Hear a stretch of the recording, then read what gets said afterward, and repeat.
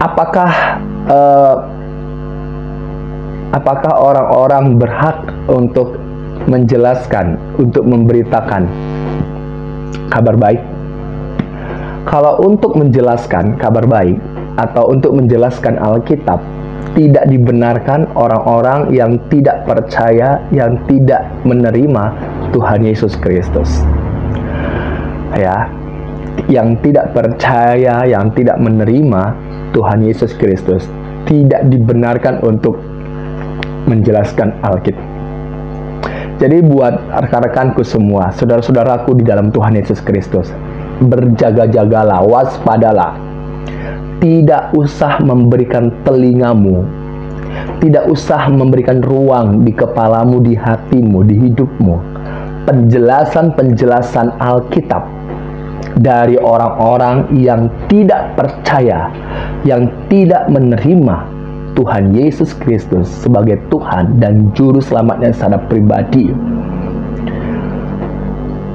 Alkitab juga menghimbau, menjelaskan, mengatakan kita harus menguji setiap roh, setiap pengajaran, setiap hidup orang itu. Bagaimana kita harus mengujinya? Dengan Alkitab. Dengan Alkitab. Roh Allah tidak akan pernah memberitakan di luar dari Injil Kristus Yesus. Tidak akan pernah. Tidak akan pernah. Roh Allah itu membawa kita untuk kepada Kristus Yesus. Puji Tuhan. Saudara, berjaga-jagalah, berhati-hatilah.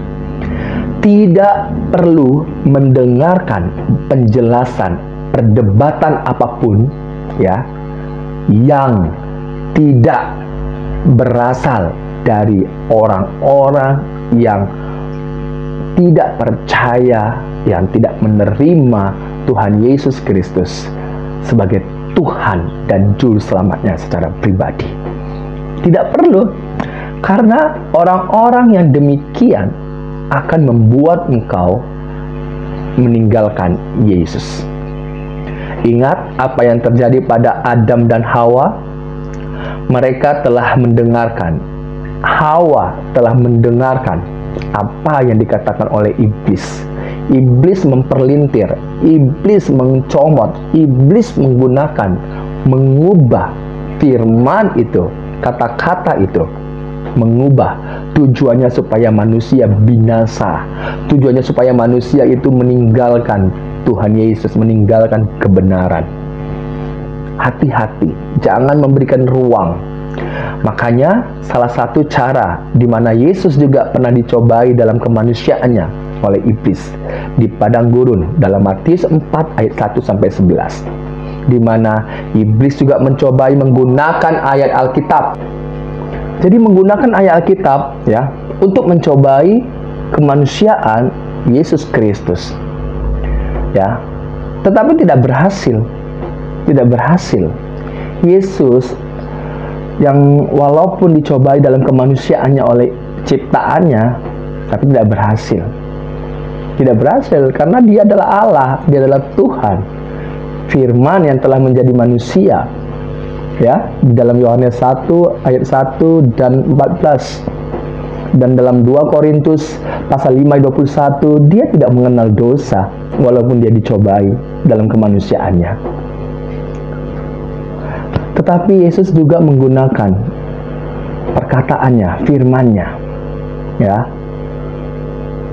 Sang firman itu walaupun ciptaannya menggunakan firman dipelintir, tidak akan pernah menang melawan sang firman itu, Allah itu.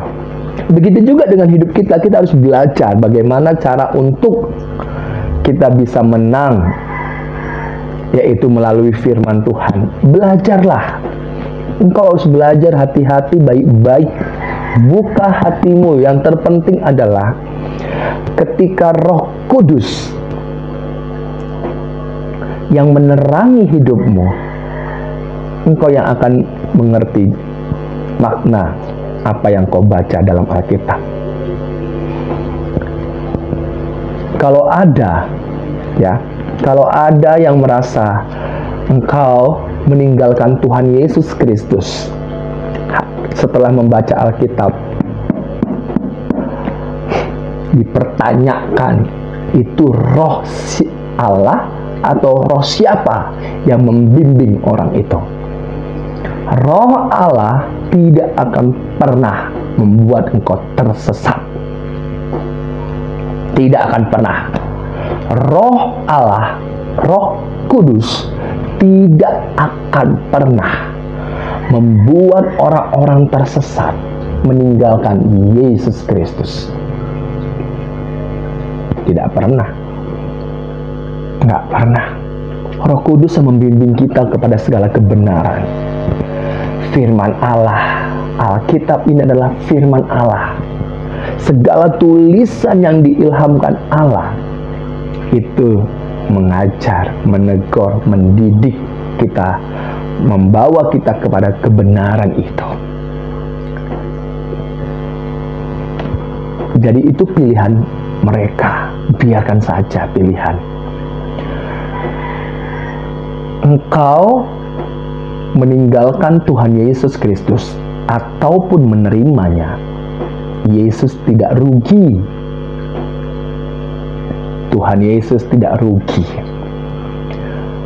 Tuhan Yesus datang untuk menyelamatkan manusia. Tetapi kalau manusia itu tidak mau diselamatkan, Yesus tidak rugi. Tidak rugi. Yesus tidak rugi. Tetapi yang rugi itu adalah engkau sendiri dalam kematian kekal. Pilihan ada di tanganmu. Yesus tidak rugi, yang rugi adalah engkau. Yesus tidak rugi kalau saya tidak percaya dia, tapi yang rugi adalah saya. Makanya saya nggak mau hidup mati kekal, nggak mau. Saya mau hidup selamanya di dalam Yesus. Bukan karena kuat gagah saya dibenarkan, bukan karena perbuatan baik saya. Tapi dalam 2 Korintus 5:21 dikatakan, oleh Yesus Kristus saya dibenarkan oleh Allah. Allah yang membenarkan saya bukan karena kekuatan saya, tapi karena Yesus Kristus. Dia yang telah menjadi manusia. Dan di dalam Yesus Kristus yang tanpa dosa kemanusiaannya ini, yang tidak mengenal dosa, merasakan apa yang kurasakan, merasakan semuanya sudah ditimpakan kepadanya di atas kayu salib hingga selesai dan kemenangan terjadi. Haleluya, puji Tuhan. Oleh Yesus Kristus saya sangat bersuka cita.